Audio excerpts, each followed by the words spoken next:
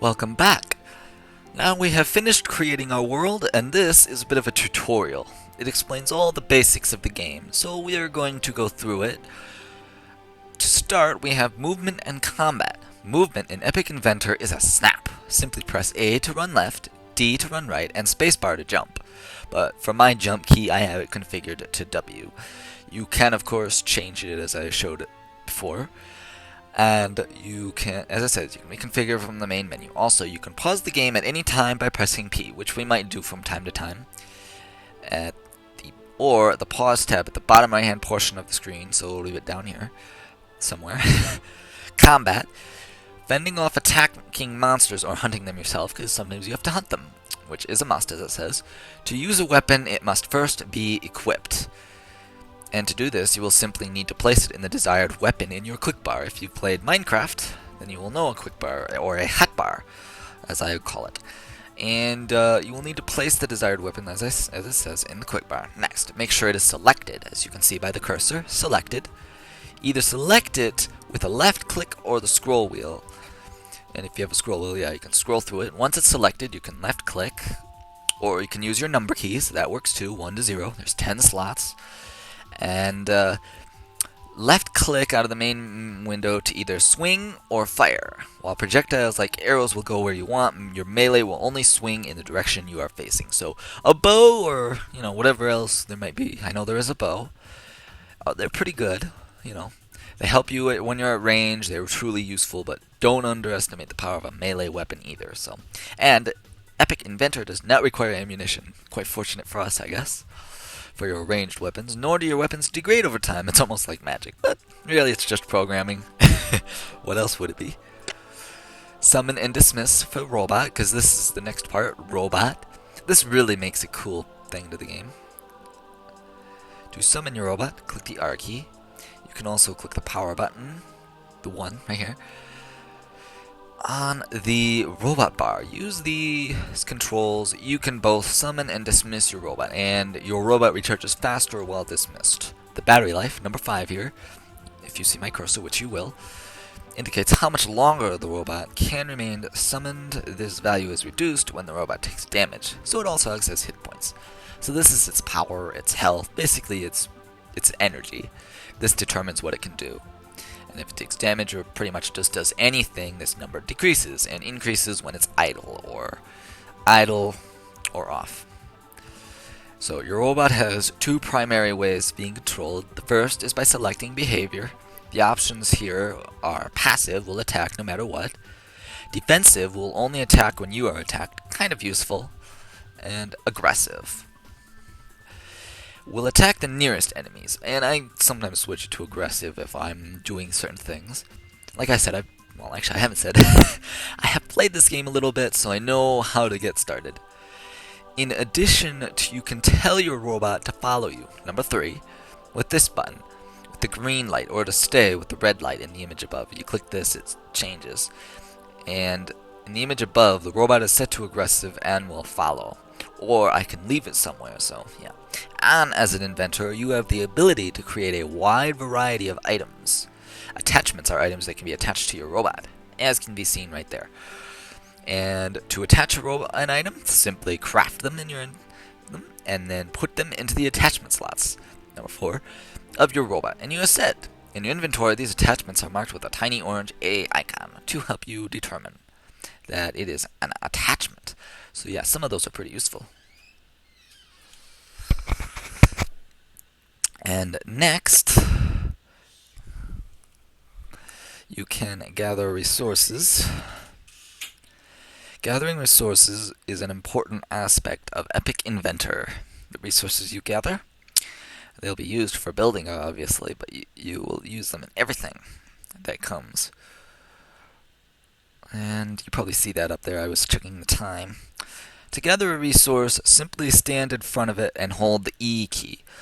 While you are gathering it, you will see a timer indicating how much longer you need to gather before the item is automatically added, shown right there. You hold E, and this bar appears and a timer.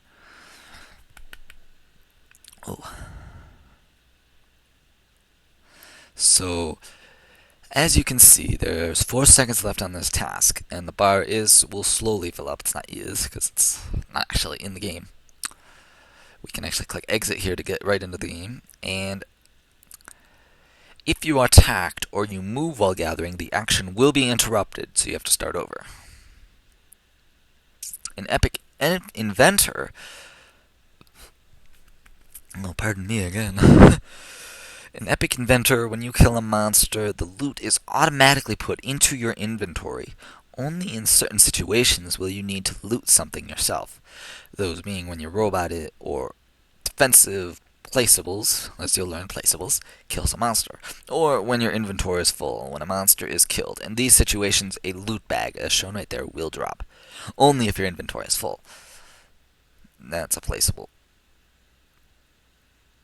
And you right click to open it, as it says, and drag the items to your inventory. These bags only stick around for 30 seconds if unopened. Okay, and note here, you can pause the game, allowing you to manage your inventory as well as craft items without the worry of monsters attacking you. Kind of a useful thing, but depending on what you're doing, if you're crafting while waiting for something, then, don't pause. Next, one more thing, actually probably two. Filtering items. Well, we're dealing with crafting now. There are many things to create in Epic Inventor, so one of the first things you will do is to use filters to find items you wish to make, as shown here. For the example they show, you could see we are looking to make placeables. As for what type of placeable, we currently have all types selected. The blue button. All is what is active, so if it's blue, it's active. And you click categories. So at the top of the window, you'll see a row of placeables that can be made based on the filters selected. If we now select the Have Materials button, we can only see the placeables that we had all the materials for. That we have all the materials for. I think that's a typo. That we had all of the materials for. I don't know. Anyway, so we're looking at a crossbow. Below the top row of items that can be made, you will see a row of required items needed to make the selected item, circled in white. In this case, we have an auto crossbow selected. It's a placeable, you place it, and it will shoot enemies.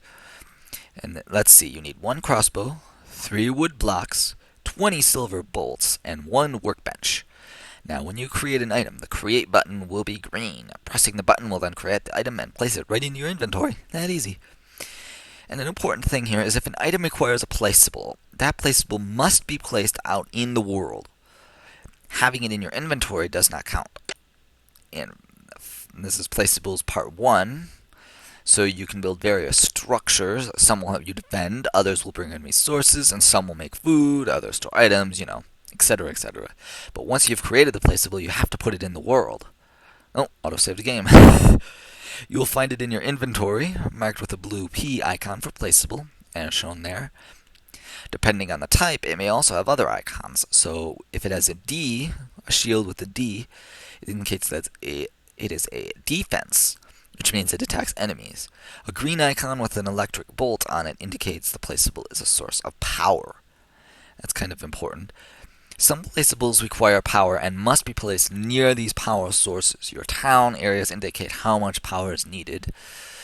And you can see in the left picture the town's placeable requires 40 power total, and the town has 100 power available. Now, if a town does not have sufficient power for even just 1 placeable, then nothing works. Which I guess makes sense, If you lose power, you're not just going to lose power for a single item. Everything is going to go out. Finally, the second part. Once you have a placeable created, you will want to place it in your world. Placeables can only be put down onto town blocks, which are the stone brick tiles that you are standing on. Those. And you can make more of them with some exploration. When you're ready to put down a placeable, you will first move it down into your quick bar. And once there, you simply select it, or highlight it as it were. Scroll wheel, Finally, with it selected, you left-click anywhere in the world, and you will see your cursor change into the placeable, and then you move around, you place it. And if it cannot be placed, it will be colored red. If it can, it's colored green. And it will be placed. If you need to cancel the placement for any reason, simply right-click, and the action will be canceled. I'm going to have to end real quick, but in a moment. it'll start right back up. So for now, thank you for watching so far, and continue watching.